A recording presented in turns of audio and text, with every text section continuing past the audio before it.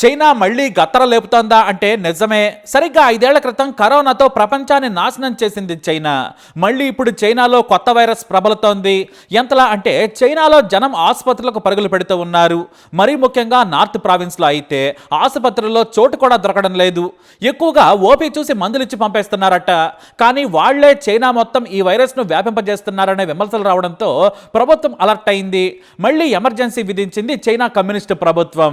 HMPV virus లక్షణాలుంటే వెంటనే ప్రభుత్వ అధికారులకు తెలియజేయాలని ఆదేశించింది. మళ్లీ మాస్కులు వచ్చాయి, శానిటైజర్ల కొనుగోలు చేస్తున్నారు, దూరం పాటించడం మొదలైంది. చైనా ఎప్పుడూ ఏదో ఒక ప్రయోగాలు చేస్తూనే ఉంటుంది. ఆ ప్రయోగాలకు అమెరికాలోని పలు కంపెనీలు కూడా ఆర్థిక సాయం చేస్తుంటాయి. కానీ వాటిని భద్రంగా బయటకు రాకుండా ఉంచడంలో చైనా ఎప్పుడూ ఫెయిల్ అవుతూనే ఉంటుంది. ఇంతకుముందు వుహాన్లో పుట్టిన కరోనా వైరస్ ప్రపంచవ్యాప్తంగా లక్షల మంది మరణాలకు కారణమైంది. మన దగ్గర కూడా సెకండ్ వేవ్లో చిన్న పెద్ద అనే తేడా లేకుండా చనిపోయారు. కానీ మెల్లిగా రూపాంతరం చెందిన వైరస్ వీక్ అయింది. కరోనా పేరుతో వేసిన వ్యాక్సిన్ల పనితనం చాలా తక్కువని తేలింది. పైగా వాటి వలన రక్తం గడ్డకట్టడం, గుండెపోట్లు రావడం కూడా నిజమని తేలింది. ఇప్పుడిప్పుడే హాయిగా బ్రతుకుతున్న ప్రపంచాన్ని మరో వైరస్ భయపెడుతోంది. అదే హెచ్ఎంపీవీ వైరస్. ఇది కూడా శ్వాసకోశ సమస్యలతోనే మనిషిని దెబ్బతీస్తోంది. అంటే శ్వాసకోశ ఇన్ఫెక్షన్లతోనే ఇది ప్రమాదకరంగా మారింది. అయితే ఈ వైరస్ సోకితే ఏమవుతుందనేది కూడా పెద్ద ఎత్తున చర్చ జరుగుతోంది. మన దేశ ఆరోగ్య శాఖ ఈ వైరస్ పై పాత పరిశోధనలను తవ్వి తీసింది. వాస్తవానికి ఈ వైరస్ మన దేశంలోనే కాదు, ప్రపంచంలోనే లేదు. కేవలం పుస్తకాలలోనే ఉంది. చైనాలో మాత్రం ఇప్పుడు విజృంభిస్తోంది. ఈ వైరస్ సోకిన 5 నుండి 6 రోజులకు లక్షణాలు బయటపడుతున్నాయి. అంటే శరీరం మొత్తం వ్యాపించాక లక్షణాలు బయటపడుతూ ఉండడంతో జనం భయపడుతున్నారు. ముందు ముక్కు దెబ్బడగా అనిపిస్తోంది, ఆ తర్వాత జలుబు, ముక్కు కారుతోంది, దానితో పాటు గొంతు నొప్పి, ఆ వెంటనే దగ్గు, అటు నుంచి జ్వరం, ఆ తర్వాత శ్వాస తీసుకోవడంలో ఇబ్బంది, చివరిగా ప్రాణాలు కోల్పోవడం జరుగుతుంది. ఎందుకంటే ఊపిరితిత్తులలో ఈ వైరస్ తీవ్ర ప్రభావం చూపుతోంది. ఈ లక్షణాలు same to same corona virus లక్షణాలనే పోలి ఉన్నాయి కదా. అవును, నిజమే. అయితే చైనాలో విపరీతంగా ఈ వైరస్ విజృంభిస్తోంది. మొదట లైట్ తీసుకున్నారు అధికారులు. కానీ జనం భయంతో ఆసుపత్రుల్లో చేరుతున్నారు. మాకు తగ్గే వరకు మేము వెళ్ళమని బిల్లులు కట్టేందుకు కూడా సిద్ధమయ్యారంటే ఎంతలా వణికిపోతున్నారో తెలుసుకోవచ్చు. చైనాలో ఇప్పుడు హెల్త్ ఎమర్జెన్సీ ఉంది. కానీ చైనా మాత్రం ఈ వైరస్ గురించి బయట ప్రపంచానికి చెప్పడం లేదు. దీంతో చాలా దేశాల వరకు నమ్మలేని చైనాకు ఎవరో వెళ్లొద్దని హెచ్చరికలు జారీ చేశారు. అంతేకాదు చైనా నుంచి వస్తే ఖచ్చితంగా ఎయిర్పోర్ట్లోనే పరీక్షలు చేసుకోవాలి, లేదంటే ఐసోలేషన్ లో ఉండాలి. అలా కాకుండా బయట తిరిగితే జీవిత ఖైదీ సెక్షన్లు పెట్టి లోపలేస్తామని చాలా దేశాలు బెదిరిస్తున్నాయి. దీంతో దెబ్బకు దిగొచ్చింది చైనా. ప్రపంచ దేశాల నుంచి విమర్శలు రావడంతో ఈ వైరస్ మామూలుది అని తెలిపింది. అంతేకాదు హెచ్ఎంపీవీ గురించి చాలా దేశాలకు తెలుసు. కేవలం ఇది జలుబు లాంటిదే, మా దగ్గర ప్రతి సంవత్సరం వస్తూనే ఉంటుంది, ఇది వైరస్ బ్రేక్అవుట్ కాదు, చలికాలంలో వచ్చే జలుబు మాత్రమే, కాకపోతే ఎక్కువ మంది ఆసుపత్రి పాలవుతున్నారని తెలిపింది చైనా. కానీ రాయిటర్స్ రాసిన వార్త మాత్రం కాస్త భయపెట్టేలా ఉంది. వైరస్ వీకే కావచ్చు, కానీ అది రూపాంతరం చెంది ప్రమాదకరంగా మారిందా అనే వ్యాఖ్యలు కూడా జోడించడం కలకలం రేపుతోంది.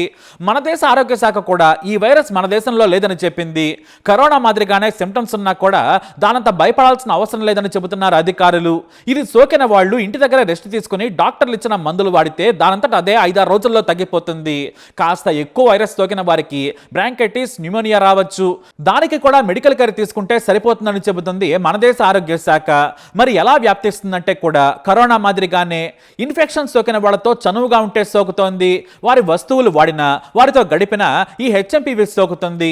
ఆ తర్వాత దగ్గు, తుమ్ముల వలన సోకుతుంది. అంటే గాలి ద్వారా కూడా సోకుతుంది. ఇక వైరస్ ఉన్న వస్తువులను ముట్టుకున్న ఆ రోగులు వాడినా, వస్తువులు వాడినా వస్తుంది. ఇక షేక్ హ్యాండ్ ఇచ్చినా, హగ్ ఇచ్చినా, డోర్ నాబ్స్ నుంచి ఫోన్ వరకు దేని ద్వారానైనా సరే ఈ వైరస్ సోకుతుంది. వైరస్ ఉన్న ప్రాంతంలో చేయి పెట్టి మరిచిపోయి ముక్కు, నోరు, కన్ను దగ్గర చేయి పెట్టుకుంటే అంతే సంగతులు. సింపుల్ గా చెప్పాలంటే ఇది మన కరోనా వైరస్ అని చెప్పొచ్చు. చైనా మాత్రం ఈ వైరస్ మాకు చుట్టమే, 2001లోనే మేము దీన్ని గుర్తించాం, జలుబు మాదిరిగానే వచ్చిపోతుంది, భయపడాల్సిన అవసరం లేదు, ఏ దేశం నుంచైనా మా కంట్రీకి ధైర్యంగా రావచ్చని చెబుతుంది. కానీ చైనా మాటలను నమ్మడానికి లేదు. ఎందుకంటే ఆ దేశం మొత్తం షట్ డౌన్ చేసినా కూడా ప్రపంచానికి చెప్పదు. గతంలో కూడా మా దేశంలో అంతా బాగానే ఉందని ప్రపంచాన్ని మోసం చేసింది. ఈసారి కూడా అలాంటి మోస పనులే చేస్తుందని భయపడుతున్నారు ప్రజలు. ప్రభుత్వాలు మొదట ఏమీ లేదని చెబుతాయి, ఎందుకంటే జనం కంగారు పడతారని. కానీ నిండా మునిగాక తమ బాధ్యతల నుంచి తప్పించుకుంటారు. గతంలో ఏం జరిగిందో మనం చూసాం కదా. మందులు సరిగా ఇవ్వలేదు, సరిగా పట్టించుకోలేదు, శవాలను కూడా రోడ్డు మీద పడేశారు. కాబట్టి మనమే జాగ్రత్తగా ఉండాలి. ఇక ఈ వైరస్ మన దరి చేరకుండా ఏం చేయాలనేది national centre for disease DCG control ముందే ప్రజలకు చెప్పింది. ఇది కేంద్ర ఆరోగ్య శాఖతో కలిసి క్లోజ్ గా ఈ వైరస్ మీద పనిచేస్తుంది. ఏ శ్వాసకోశ సంబంధమైన వైరస్లైనా కూడా ఒకరి నుంచి ఒకరికి సోకుతాయి. ముందు చేతులను ఎప్పుడూ శుభ్రంగా కడగాలి. ఇది మనకు వచ్చే ఇన్ఫ్లుయెన్జా, రైనో వైరస్, ఆర్ఎస్వి లాంటిదే ఈ హెచ్ఎంపివి. ఇది ఒకరి నుంచి మరొకరికి సులభంగా సోకుతుంది, జలుబు మాదిరిగానే. అయితే చైనాలో గత ఏడాది కంటే ఈ ఏడాది శీతాకాలంలో వైరస్ ప్రభావం తక్కువగా ఉందని చెబుతున్నారు డాక్టర్లు. ఇది అక్కడ సాధారణంగా వచ్చే జబ్బే. ఇది సీజనల్ రెస్పిరేటరీ ప్యాథోజన్. మామూలుగా నార్థన్ హెమిస్ఫియర్ లో వస్తుంది, మరీ ముఖ్యంగా శీతాకాలంలో. అదే ఈసారి కూడా వచ్చింది. దాని ప్రభావం ఎక్కువగా ఉంది. వైరస్లను విశ్లేషణ చేస్తే దాని ప్రభావం ఎలా ఉందో తెలుస్తోంది. ఏ వైరస్ రకమో కూడా తెలుస్తుందని చెబుతున్నారు. కానీ భయపడాల్సిన అవసరం లేదు. మన దేశంలో ఈ వైరస్ రాలేదు. ఏ మాత్రం వైరస్ వచ్చిందని తెలిసినా కూడా మళ్ళీ కరోనాలో ఎలా అయితే ప్రాణాలు కాపాడుకున్నామో అలానే కాపాడుకోవాలి. కానీ ఇది కరోనా మాదిరిగానే ప్రాణం తీయదని బలంగా చెబుతున్నారు డాక్టర్లు. అయితే రాయిటర్స్ రాసిన వార్త మాత్రం కాస్త భయపెట్టేలా ఉంది. ఎందుకంటే చైనా ఉత్తర ప్రావిన్స్ లో 14 ఏళ్ల లోపు పిల్లలకు ఇది ప్రమాదకరంగా మారింది. పెద్దల్లో ఉన్నా కూడా పెద్దగా ఇబ్బంది పెట్టడం లేదు. ఇది హ్యూమన్ మెటా న్యూ వైరస్ అని నిపుణులు చెబుతున్నారు. దేశంలో డిసెంబర్ 15 నుంచి కేసులు పెరుగుతూనే ఉన్నాయి. కానీ శ్వాసకోశ సమస్యలు 14 ఏళ్ల లోపు పిల్లల్లో ఎక్కువగా కనిపించడం చూసి ఆ దేశ అధికారులు భయపడుతున్నారు. ఎందుకంటే ఏ మాత్రం తేడా వచ్చినా ఒక జనరేషన్ పిల్లలు బలయ్యే ప్రమాదం ఉంది. ఇప్పటికే జనాభా పెరుగుదల తగ్గిపోయి పనిచేసేవారు లేక చైనా వణికిపోతుంది. ఈ సమయంలో 14 ఏళ్ల లోపు పిల్లలకు వైరస్ సోకడమే కాదు, వారిని ఆసుపత్రుల్లో చేరేలా చేస్తోంది. కానీ మరణాల గురించి మాత్రం చైనా చెప్పడం లేదు, చెప్పదు కూడా. ఒకవేళ నిజం చెబుతుందని ఆశిస్తే మన మూర్ఖత్వమేనని ఘాటుగా రాసుకొచ్చింది ఆ పత్రిక. రాయిటర్స్ కథనం తర్వాతే వైరస్ గురించి మొదటిసారి ఒప్పుకుంది చైనా. ఈ వైరస్లు అక్కడ పందులు, కుక్కలు, నత్తలు, పాములు తినడం వల్లే వస్తాయనే విమర్శలు మళ్లీ మొదలయ్యాయి. ఎందుకంటే చైనాలో పిల్లులు హఠాత్తుగా చనిపోతున్నాయి. ఒకవైపు ఈ హెచ్ఎంపివి వైరస్ భయానికి తోడు పిల్లుల వింత జబ్బులతో చనిపోతున్నాయి. అయితే చైనా డాక్టర్లు మాత్రం ఇది కూడా పాత జబ్బేనని సేమ్ కహాని చెబుతున్నారు. పిల్లులకు సాధారణంగా వచ్చే ఫీలైన్ ఇన్ఫెక్షియస్ పెరోనిటిస్ అనే వ్యాధి వలన వచ్చే జబ్బు అంటున్నారు. మీకు విషయం తెలిస్తే షాక్ అవుతారు. దీన్ని ఫీలైన్ కరోనా వైరస్ అంటారు. కానీ ఇది పిల్లులకే వస్తుందట. వైరస్ పిల్లి శరీరంలోకి వెళ్ళగానే తెల్ల రక్త కణాలకు సోకుతుంది.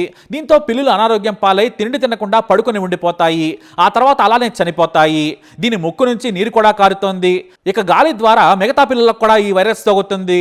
మనుషులకు సోకినా ఏమీ కాదంటున్నారు చైనా డాక్టర్లు. కాకపోతే చైనా డాక్టర్ల మాటను నమ్మితే ప్రాణాలు పోగొట్టుకున్నట్టే. ఇంకా దరిద్రం ఏంటంటే పిల్లులను పెంచుకున్న వాళ్ళు ఈ రోగాన బారిన పడ్డ వాటిని బజార్లో పడేస్తున్నారు.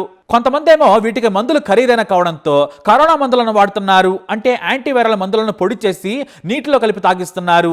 మరికొన్నింటికి ఇంజెక్షన్స్ చేస్తున్నారనే వార్తలు వస్తున్నాయి. అయితే మనుషులకు వాడే మందులు పిల్లులకు వాడితే అవి కొత్త వైరస్లు తయారైందుకు కారణమవుతాయి. ఆ తర్వాత మనుషులు కూడా చనిపోతారు. చైనా ప్రభుత్వం ఉచితంగా వీటికి మందులు ఇవ్వాలని డిమాండ్ చేస్తున్నారు. మనుషులు చస్తేనే చైనా దాచిపెడుతోంది. ఇక పిల్లులకు మందులు ఇస్తుందా అంటే కష్టమే. కానీ ఈ హ్యూమన్ మెటానిమో వైరస్ అనే హెచ్ఎంపివి వైరస్ మాత్రం ప్రమాదకరంగా మారింది. ఈ వైరస్ రూపాంతరం చెంది కరోనా మాదిరిగా ప్రమాదకరంగా మారినా మనం ఆశ్చర్యపోవాల్సిన అవసరం లేదు. ఒకటి మాత్రం నిజం, చైనా గత్తర లేపేసింది. దానివల్ల ప్రమాదం లేకుంటే మంచిదే. ఏ మాత్రం తేడా కొట్టినా మళ్ళీ మనం జాగ్రత్త పడాల్సిందే. లేదంటే కరోనాను మించిన విధ్వంసం అవడం ఖాయం. మరి ఈ కొత్త వైరస్ పై చైనా దాచిపెడుతున్న నిజాలపై మీ అభిప్రాయాన్ని కమెంట్ ద్వారా తెలియజేయండి. ఈ వీడియో అప్డేట్స్ కోసం మా ఛానల్ ఫాలో అవ్వండి. అలాగే తప్పకుండా సబ్స్క్రైబ్ చేసుకోండి.